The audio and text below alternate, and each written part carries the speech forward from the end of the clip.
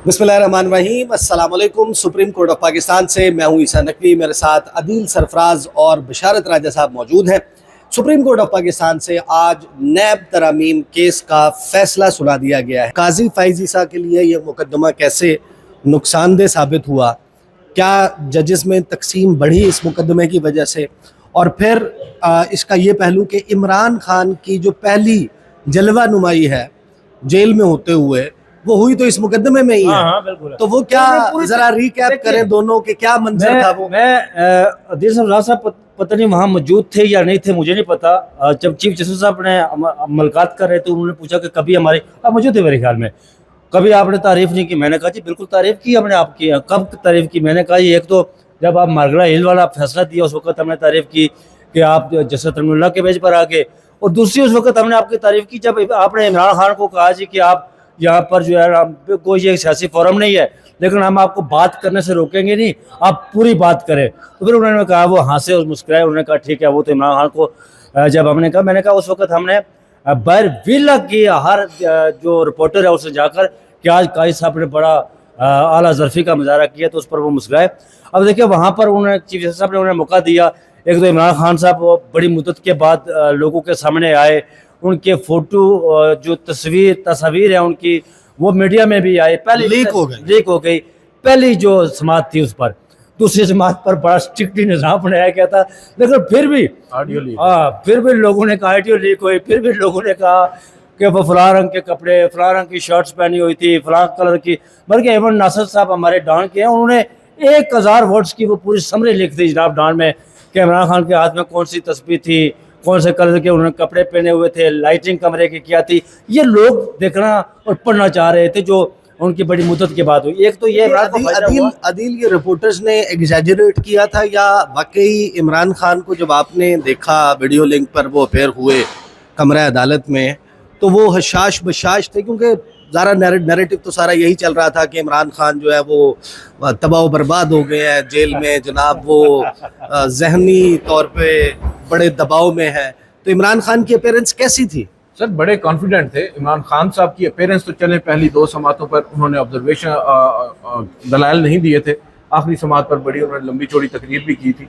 बड़े कॉन्फिडेंट थे और वो जिस अंदाज में गुफ्तगू कर रहे थे शायद वही अंदाज बहुत से लोगों के नाराज़गी का भी सबब बना, और शायद यही वजह थी कि बाद अज़ां अदालत ने उनकी उस दरख्वास्त को भी मुस्तरद कर दिया कि अदालती कार्रवाई बराह रास्त नहीं दिखाई जाएगी। क्योंकि उन्होंने दरख्वास्त की थी, आपको याद होगा, एडवोकेट जनरल खैबर पख्तूनख्वा ने अदालती कार्रवाई को बराह रास्त नशर किया जाए। अब आते हैं ना असल जो आप बात कर रहे हैं नुकसानदेह और फ़ायदेमंद। इमरान खान साहब के लिए तो ये मुकदमा बहुत फ़ायदेमंद था। आपने अभी राइटली ये बात की है कि इमरान खान साहब का जो नरेटिव था वो बड़ा खूबसूरती के साथ उन्होंने इस मुकदमे में अपना उसको प्रचार किया। आखिरी समात पर नहीं सर, उनकी एक तस्वीर ने, उनकी एक तस्वीर ने इतना तूफान बर्पा किया, मुझे आग लगा दी थी सर। मैं कमरा अदालत से बाहर निकला, हम क्योंकि वक्तन फवक्तन निकलते हैं टिकट्स फाइल करने के लिए, से इतनी सख्ती हो गई तो ये भी बंद कर दिया गया था रास्ता। वो हुआ ये कि ट्विटर के ऊपर आगे पीछे हर जगह तस्वीर वो उसमें हड़बड़ी सी मच गई। सुप्रीम कोर्ट के कमरा अदालत नंबर 1 में पुलिस के लोग, इवन खुफिया इदारों के लोग वहाँ पर होते हैं आपको मामूर, वो सब भी एक दूसरे को चेक कर रहे हैं। बसरा साहब की एपिसोड हुई, मतलब बड़ा शुगल हुआ यहाँ पे। तो वो एक टॉक ऑफ द टाउन बन गई, जो कि वैसे नहीं बनती। अगर शायद ये बराह रास्त नशरियात दिखा देते तो नहीं होता, मगर उस एक तस्वीर ने इतना शोर बर्पा कर दिया। उसके बाद फिर ऑडियो लीक हो गई, इमरान खान साहब की आवाज़ लोगों ने सुन ली, जो उनके मुरीद है, जो उनका फ़ैन क्लब है, उनके लिए तो भाई वो जीत थी। ठीक है, वो इसी मुकदमे से इमरान खान साहब की आवाज़ जब उन लोगों ने सुनी तो वो लोग, उनको एक हौसला मिला। वो जो आप बात कर रहे हैं ना, कलर कपड़े, आज फिरोजी रंग की शर्ट पहनी है, आज टी शर्ट पहनी है, आज कमीज, लोगों ने वो शर्टें खरीदना शुरू कर, ट्रेंड्स चलने लगे। लेकिन एक बात में अदील साहब मैं समझता हूँ कि इमरान खान ने जो सबसे बड़ी अचीवमेंट उन्होंने की थी, वो अचीवमेंट उन्होंने ये की थी कि वो उन्होंने तमाम वो मामलात यहाँ अदालत के सामने, चीफ जस्टिस काजी फैज़ ईसा के सामने, जस्टिस जमाल मंदोखेल, जस्टिस तरमीमुल्लाह के सामने और जस्टिस अमीनुद्दीन खान के सामने ये बात रखी। एक तो 9 फरवरी के जो इंतखाबात हुए थे उसकी तहकीकात के लिए जुडिशल कमीशन की मांग की, और फिर उन्होंने कहा कि 9 मई के हवाले से जुडिशल कमीशन की मांग उन्होंने की कि उसकी बनाया जाए कि वो साफ शफाफ तहकीकात करे कि उसमें कसूरवार कौन है। ये बहुत बड़ी अचीवमेंट थी उनकी, मतलब उन्होंने अपना केस بڑے زوردار طریقے سے عدالت کے سامنے رکھا.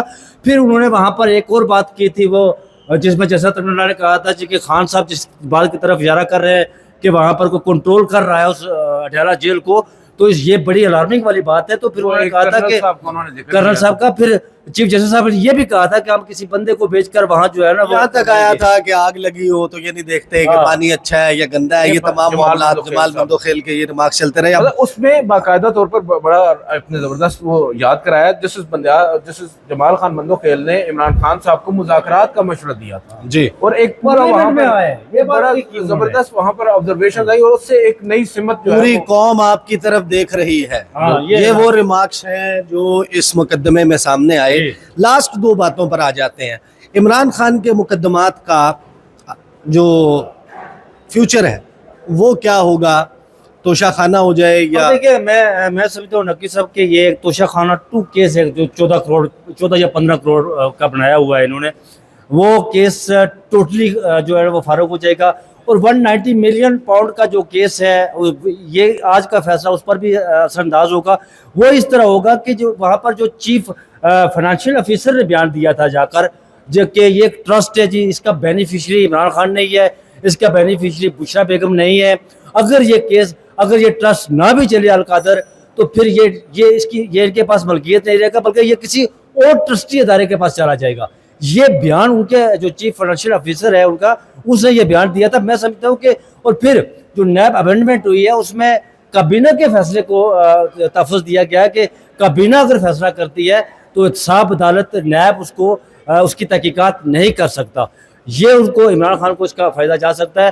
اور ایک اور کیس جو عمران خان پر توشہ خانہ کا بنایا گیا ہے وہ پتہ نہیں ابھی تو فائل ہوا, کیا پتہ اس کو 1 ارب روپیہ لے جائے یا 2 ارب روپیہ لے جائے, وہ تو اس کے حوالے سے کچھ نہیں کہا جا سکتا. لیکن ان 2 کیسز میں عمران خان کو جو ہے نا وہ فائدہ ہوا 2 کیسز میں ہوگا. اب قاضی فائز عیسیٰ صاحب جو ہیں ان کو اس مقدمے کا کیا نقصان ہوا جب چیف جسٹس وہ بن گئے؟ چیف جسٹس بننے کے بعد آپ کا جو ریسٹ آف دا ٹینیور ہوتا ہے, بہت سارے لوگوں کو, اور میں نے دیکھا کہ وہ رپورٹرز یا وہ لوگ جو قاضی فائز عیسیٰ صاحب کے حوالے سے ایک بڑا اسٹرانگ اوپینین رکھتے تھے, آئین اور قانون اور اس کی عملداری میں یہ یقین رکھتے ہیں, میں نے دیکھا کہ وہ بات کرنے لگے کہ یہ ڈبل سٹینڈرڈز ہیں قاضی فائز عیسیٰ صاحب کے کہ لائیو پروسیڈنگز کو ان کیمرہ کر دیا گیا, اور پھر اس کے اوپر بینچ میں بھی آپ کو لگا کہ کہیں جو دراڑیں آگے ایونچولی ہم نے جا کر دیکھیں کہ فلی ایکسپوز ہو گئیں جو مخصوص نشستوں کا کیس ہے, لیکن اس کی بنیاد تو یہاں پڑ گئی تھی.